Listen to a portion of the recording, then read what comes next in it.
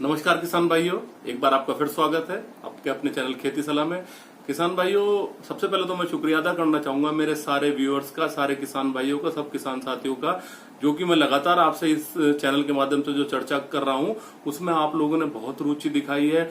बहुत सारे ऐसे सवाल जवाब मुझसे किए हैं जिससे मुझे लगता है कि कहीं ना कहीं मैं अपनी बात आपके सामने रखने में सफल हुआ हूं। और किसान भाइयों, साथ ही साथ जो आपके कमेंट बॉक्स में लगातार चाहे फोन के माध्यम से चाहे कमेंट बॉक्स के माध्यम से लगातार जो मेरे पे सवाल आ रहे हैं, तो उसके लिए इस वीडियो को बनाना बहुत जरूरी हो गया था। इसीलिए जो मैंने 2 वीडियो बनाए किसान भाइयों, खासकर एक पेडी के लिए भाग 1 और पेडी के लिए भाग 2, उनसे जुड़े हुए कई ऐसे सवाल जवाब है जो सभी किसान भाइयों के करीब करीब एक जैसे हैं। दूसरा, कई ऐसी कंफ्यूजन, कई ऐसी जो है डाउट है किसानों के मन में, जिसको दूर करना बहुत जरूरी है। और आज भी इस पेडी के बारे में बात करूंगा, खासकर क्योंकि ये जो चैनल है ये मैंने सीधे सीधे मैं उन लोगों से जुड़ रहा हूं जिन्हें मुझे एक अपनी बात शेयर करनी है, यानी कि हमारे किसान भाई। और किसान भाइयों से जो है वार्ता लंबी भी हो सकती है, क्योंकि इस चैनल में वही लोग रुचि ले रहे हैं जो सीधी सीधी बात करना चाहते हैं, जिससे कि हम अज्ञानतावश उल्टे सीधे खर्चों से बच सकें और अपनी खेती अच्छे से कर सकें। देखिए पेडी में क्या होता है, हमारा 30% एक तो बीज का खर्चा हमारे पास नहीं होता, और जो हमारे खेत तैयारी होती है उसका खर्चा नहीं होता पेडी। तो इसमें कहीं ना कहीं जो है फर्टिलाइजर और पानी का खर्चा भी कम होता है। तो कुल मिला के फायदे का सौदा तो है, लेकिन नुकसान कहाँ होता है कि हमें इसमें 25-30% उपज में कमी आ जाती है। तो किसान भाइयों, आज हम पेडी की बात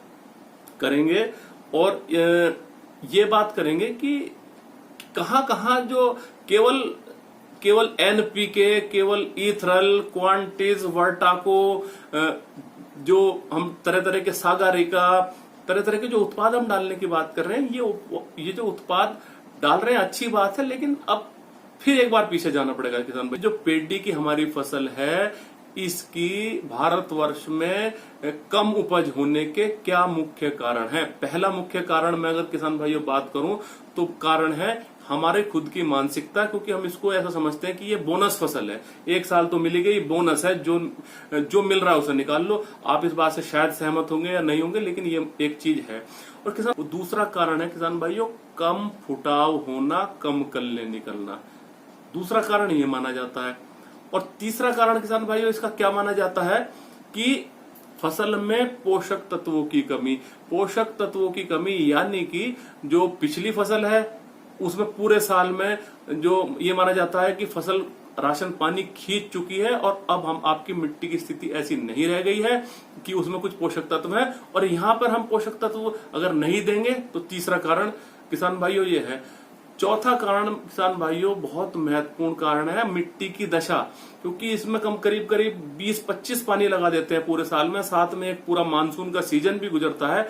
तो हमारी जड़ों के जो क्षेत्र है उसके आसपास से इतना पानी बह के गुजर गया होता है कि उसके पास अब आते आते जब ये फसल की कटाई होती है, कड़ी परत बन जाती है, मिट्टी कॉम्पैक्ट हो जाती है, मिट्टी जुड़ जाती है। तो ये जो 4 कारण है ये मुख्य कारण है। और किसान भाइयों, एक जो और 5वां कारण है वो है कीड़े और बीमारी, क्योंकि कीड़े और बीमारी का भी प्रकोप होता है। तो किसान भाइयों, इन्हीं 4-5 कारणों पे मैं चर्चा करूंगा। पहले कारण पे चर्चा करने की कोई जरूरत नहीं है, ये हमारी जो मैंने बताई थी मानसिकता की बात है कि हम इसको बोनस फसल मानते हैं। इस सोच को हमें बदलना पड़ेगा, आपको और मिलकर बदलना पड़ेगा। हमें कुछ काम, कुछ मेहनत पेडी में करनी पड़ेगी, क्योंकि पेडी भी कोई मजाक नहीं है। 50% एरिया में करीब पेडी ली जाती है, और ये हमारा खेत भी गिरे रखती है, सारे खर्चे होते हैं, तो हम उतना ही ध्यान इस पे भी देना पड़ेगा। दूसरी जो बात आती है किसान भाइयों कि भाई कल्ले कम निकलते हैं, स्प्राउटिंग कम होती है, जमाव उतना नहीं होता। तो सबसे जरूरी बात जो है ये फर्टेरा, वर्टागो, इनपुट, काला सोना, कालिया, ये सारी डालने की बात बाद की है। जो सबसे इम्पोर्टेंट, सबसे जरूरी काम है किसान भाइयों की अपनी जो हार्वेस्ट करने वाली जो फसल है, आपको सबसे पहले तो उसमें ये देखना है जिस खेत से आप पेडी ले रहे हो, अगर पिछले साल उसमें कोई लाल सड़न रोग, बहुत भयंकर कोई फफूंद रोग अगर आया हो, या कोई बहुत बुरी स्थिति में उसमें कोई रोग आया हो, तो मैं सिफारिश नहीं करूंगा उसमें से आप पेडी ना लें, पहली चीज। हाँ, अगर आपका खेत ठीक ठाक है, थोड़े बहुत रोग तो आते हैं, लेकिन ऐसा नहीं कोई ऐसा फफूंद जनित रोग आ गया हो जिससे कि जो सारे खेतों में फैला हो। क्योंकि खासकर फफूंद जनित रोग जो होते हैं, जैसे कि लाल सड़ हुआ या सूखन रोग हुआ या घासीय रोग हुआ, तो उसमें से फिर जो कटा हुआ जो गन्ना है उसके बाद जो निकलेगा उसमें भी बहुत चांसेस रहेंगे और फिर वो खड़ी फसल में ठीक नहीं होता है।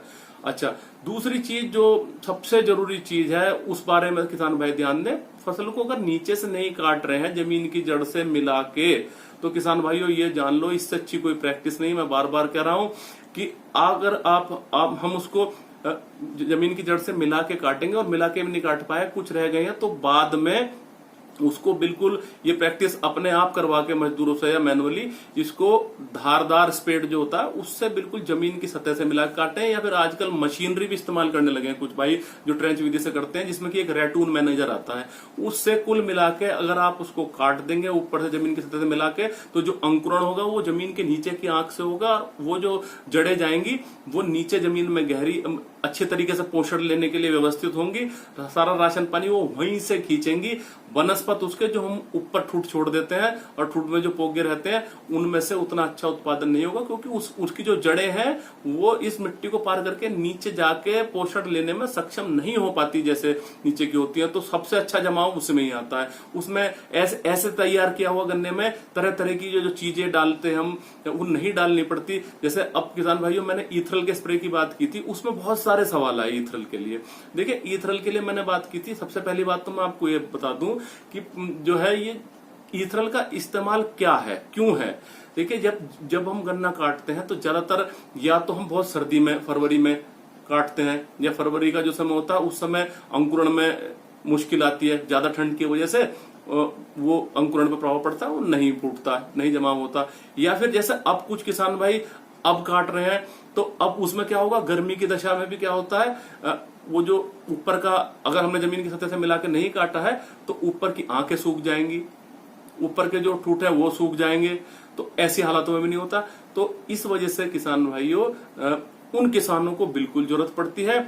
और साथ में वो ऊपर का अगर कुछ छोड़ देते हैं तो उसमें कीड़े और बीमारी, क्योंकि ऊपर का जो पोग है, ऊपर का जो ठूठ छूटे हुए हैं, उनमें सीधे सीधे कीड़े की बीमारी लगने की संभावना होती है। तो इसलिए मैंने उन किसानों को खास तौर पे कहा था जो लोग जमीन की सतह से मिला के नहीं काट पाते हैं, तो वो लोग अब, क्योंकि गर्मी में सर्दी में डोज कम बताई थी, अब आराम से उसमें कोई भी एक कीटनाशक मिला के, देखिए शुरुआत में अगर खेत में कोई बहुत ज्यादा जो है कनस्वे का इफेक्ट आपको खेत में नहीं दिख रहा है, कनस्वे का इफेक्ट कैसे पहचाने, छोटी बेदक का कैसे पहचाने, वो मैंने पिछले वीडियो में आपको विस्तार से बताया। कृपया ऊपर जो लिंक दिखाई दे रहा है उसमें जाकर उसको जरूर देख ले।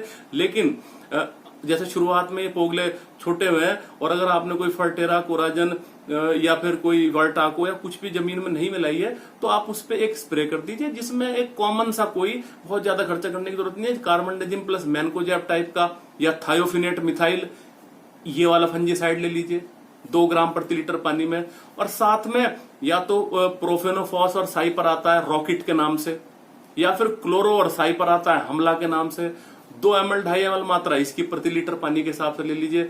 और इसी में पूरे 1 एकड़ में ही 100 यानी कि कुल 100 ml ईथरल इसका छिड़काव उस अवस्था में करें जब आप अपने खेत में किसी तरह की ये काम नहीं कर रहे हैं, जमीन की सतह से नहीं मिला काट रहे हैं, ना कोई कीड़ा आपने इंतजाम करा है, ना किसी फंजीसाइड का करा है, तो इस अवस्था में हमको काटना चाहिए। अब दूसरी चीज देखिए किसान भाइयों, जब ये हम कर लेंगे तो उससे भी दूसरी जो मैंने बताई कि मिट्टी की दशा होने की वजह से, मिट्टी की दशा खराब होने की वजह से दूसरा सबसे बड़ा पेडी की कम उपज का कारण है। तो उसके लिए किसान भाइयों हम क्या कर सकते हैं, ये दोनों काम करने के, ये खर्चे के नहीं है, ये काम आपको खुद करने के हैं या करवाने के हैं। खर्चा तो इसमें भी लगेगा लेबर में, लेकिन हम इनमें ज्यादा जोर ना दें कि हम एनपीके कितना डाल देंगे, हम सागारी का कितना डाल देंगे, हम जो है बायोवीटा कितना डाल देंगे।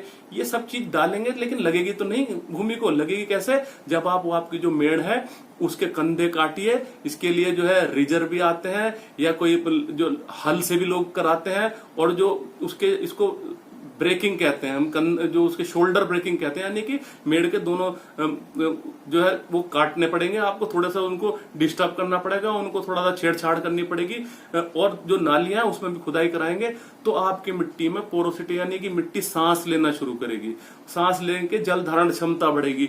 और तभी जाके कहीं ऐसा होगा कि भविष्य में आगे चल के ये सब आप जो सागारिका, कई लोग कहते हैं कि भाई हमने तो सागारिका भी दे दिया, हमने बायोविटा भी लगा दिया, डॉक्टर साहब कल्ले नहीं फूट रहे। तो ऐसी स्थिति में मेरे पास भी क्या है, क्योंकि जब हमने उसका मुंह नहीं खोल रखा खाना खाने का, तो कई लोग क्या करते हैं कि कोई एक्टिविटी नहीं कर पाते, पोगले छोड़ दिए, ऊपर ठूट निकल गए, पत्ती बिछा दी तो ऊपर चाहे डीएपी वगैरह बिखेरते भी रहे, वो मिलती तो है नहीं।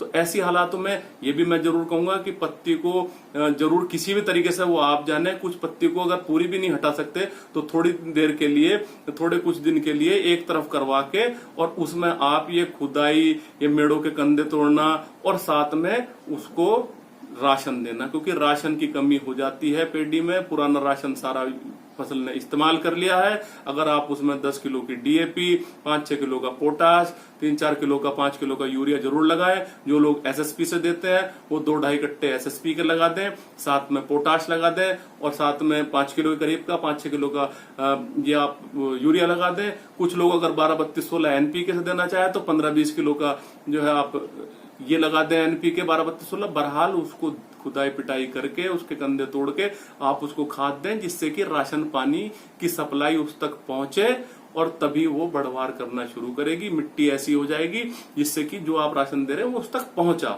उसके बाद आप पानी लगाते हैं। देखिए एक चीज और भी है, जहां लगातार ज्यादा नमी रहती है, जिन मिट्टियों में लगातार गीली रहती हैं, तो उन मिट्टियों में भी फुटाव अच्छा नहीं होता। ये भी किसी दवाई से जुड़ा हुआ नहीं है, ये भी जानने का। जब वो पूरी गीली रहेगी, उनमें हमेशा ही गीली रहेगी, तो उसमें जो है पानी की वजह से मिट्टी सांस ही नहीं ले पाएगी। तो इसीलिए कहा जाता है कि एक बार शुरू में फिर पानी लगा के थोड़ा सा समय इसका खींचते हैं, थोड़ा सा, जब 20-25 दिन बाद खेत को, उसके बाद आप किसानों को खुद पता लग जाता है, किसानों को, कि ये प्रैक्टिस करते भी। लेकिन कुछ जगह अगर लगातार गीली मिट्टी रह रही है तो वहां पे भी फिर अंकुरण के समय में नहीं रहनी चाहिए, और वहां पे भी फिर फुटाव में, कल्ले में परेशानी आती है। तो ये जो लोग पत्ती फैला देते हैं, कोई फर्टिलाइजर दे नहीं पाते हैं, कोई खुदाई कर नहीं पाते, तो लाजमी तौर से अब उनको एक्स्ट्रा राशन पानी बाजार से ला के डालना पड़ेगा, क्योंकि आपने पत्ती को जड़ से तो पहुंचाया नहीं है। अब आप पे तरीका बचता है एक, वो बचता है ऊपर से।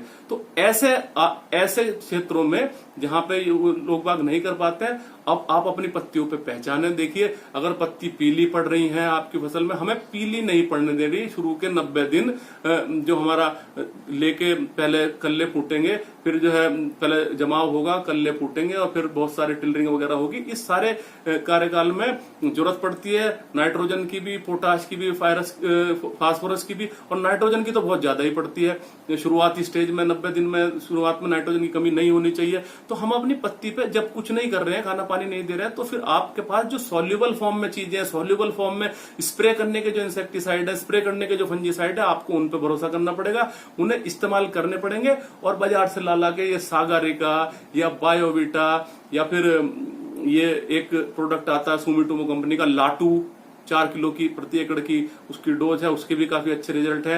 एनपीके कई बार अपनी फसल में इस्तेमाल करने हैं हिसाब से। अगर आपकी फसल पीली पड़ रही है, आपने खाना नहीं दिया, तो करना पड़ेगा 19-19-19 का 1 किलो की डोज है उसकी 1 एकड़ की। उसके साथ कुछ माइक्रो न्यूट्रिएंट्स, सूक्ष्म पोषक तत्व, क्योंकि वो पिछले बार आपने खेत में अगर नहीं दिए और इस बार भी नहीं दिए, तो उनकी कमी भी, जैसे फेरस की, जिंक की, सल्फर की, इन सब की कमी खेत में दिखाई देती है। बोरोन की खासकर गन्ने में अब दिखाई देने लगी है। तो कोई ना कोई एनपीके के साथ बीच में माइक्रो न्यूट्रिएंट लगाइए। बहरहाल पत्ती को हरी रखने का हमारा काम है। इस वजह से हमें ये बाहर से चीजें लाकर डालनी पड़ती है। सवाल रहा था कई किसानों का कि वर्टाको डालें या कोराजन डालें। देखिए वर्टाको डालें या कोराजन डालें, ये सारी 30-40 दिन ही काम करती है। कोराजन कुछ लोग कहते हैं बहुत ज्यादा काम करती है, लेकिन अगर आप कोराजन भी लगाओगे तब भी आपको छोटी वेदक वाले कीड़े के लिए कुछ न कुछ दोबारा डालना ही पड़ता है। तो ऐसी हालातों में वर्टाको में क्या और कोराजन में क्या है, मैं पहले ही बता चुका हूं। देखिए वर्टाको में भी क्लोरेंट्रानिलीप्रोल है, और इसमें भी ये सॉल्ट है, कोराजन वाला ही वर्टाको में।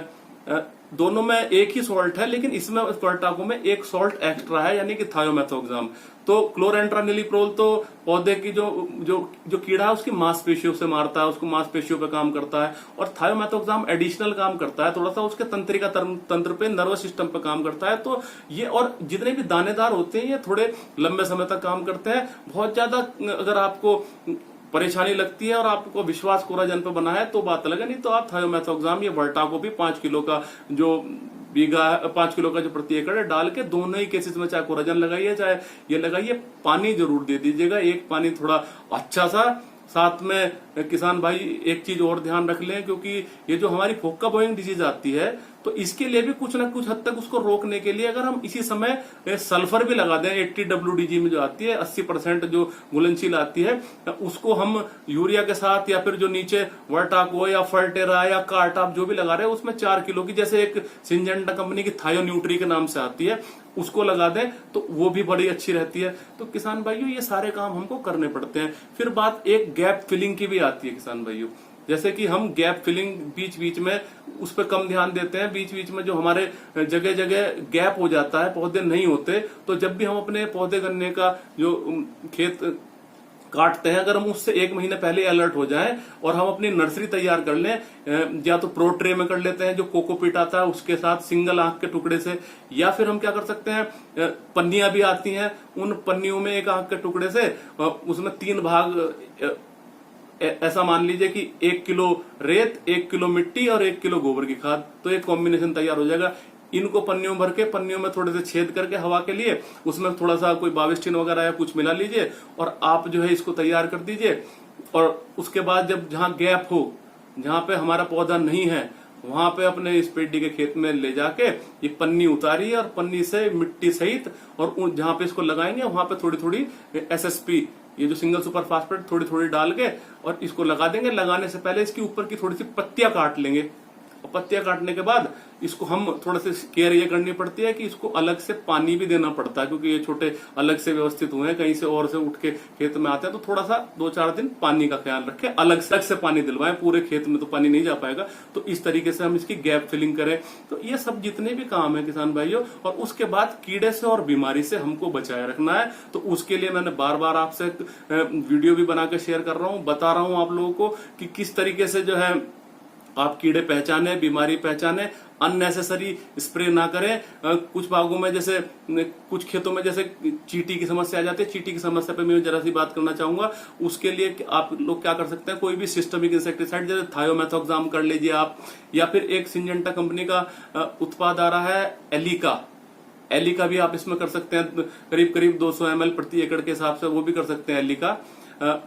और कुछ खेतों में ऐसा है कि नीचे से वो दानेदार, कुछ ऐसी स्थिति बनी हुई है, कुछ ऐसे भी क्वेश्चन आए कि जो है नीचे से हम दवाई नहीं दे सकते, यूरिया नहीं दे सकते, पत्ती फैली हुई है, सब काम है, तो ऐसी हालातों और कीड़ा ज्यादा आ गया है, चाहे चोटी बेधक हो, चाहे ये हमारा अर्ली शूट बोरर कनोसुआ, तो ऐसी हालातों में एम्प्लीगो दवाई आती है, सिंजेंटा कंपनी की एलिका एम्प्लीगो दवाई है, थोड़ी महंगी दवाई है, लेकिन अब जब किसान भाई ना तो पत्ती हटा सकते हैं ना नीचे से कुछ दे सकते हैं, तो उनको तो फिर 200 ml दवाई आती है, काम बहुत अच्छा करती है। 200 ml दवाई 1 एकड़ के लिए, उसका अगर आप स्प्रे करेंगे तो ये चोटी बेधक पे भी काम करेगी, ये कनस्वे पे भी काम करेगी, ये चींटी पे भी काम, ब्लैक बग पे भी काम करेगी। सारी बातें हो सकती हैं। मैं लगातार ही आपसे कुछ नए सवालों के साथ, कुछ नए जवाबों के साथ फिर जुड़ता रहूंगा। देखिए किसान भाई, एक आग्रह और करना चाहूंगा, कई व्यूअर्स, कई देखने वाले चैनल के ऐसे हैं जिन्होंने चैनल सब्सक्राइब नहीं कर रखा है, तो वो करीब कमेंट बॉक्स में लिख के कुछ ऐसे सवाल करते हैं जिनके वीडियो पहले ही बन चुके हैं, तो क्योंकि अब उन्होंने सब्सक्राइब नहीं कर रखा है तो उनके पास नोटिफिकेशन नहीं पहुंच पाता है। तो मेरी सबसे प्रार्थना है कि इसको सब्सक्राइब जरूर कर लीजिए, जिससे कि आपको नए नए नोटिफिकेशन समय अनुसार मिलते रहे। मैं लगातार बात करता रहूंगा। एक अगला वीडियो मेरे दिमाग में है कि आप अपनी पत्तियों पे, क्योंकि मैंने हरा रखने की बात करी है, तो इस पे जो है पोषक तत्वों की, देखिए कीड़ों के लक्षण मैंने आपको बता दिए हैं, कीड़ों की तो वो जांच रखनी है, और पोषक तत्वों की कमी के जो लक्षण है वो कैसे होंगे, क्या होंगे, उसके लिए मैं नया वीडियो जरूर लेके आऊंगा। और एक वीडियो में आपसे बात करूंगा बोने वाले गन्ने पे भी अलग से, क्योंकि जो पुराने वीडियोस मैंने बोने वाले गन्ने के बनाए हैं उसमें कहीं ना कहीं कुछ सवाल लोगों के हैं, मैं उस पर बात करूंगा। इस किसान भाइयों से अनुरोध है कि मेरे कमेंट बॉक्स में कमेंट लिखते रहिए, मैं जरूर 1-2 दिन में उसका जवाब देने का प्रयास करता रहूंगा। इन्हीं शब्दों के साथ अपना ख्याल रखिए। जय हिंद, जय भारत।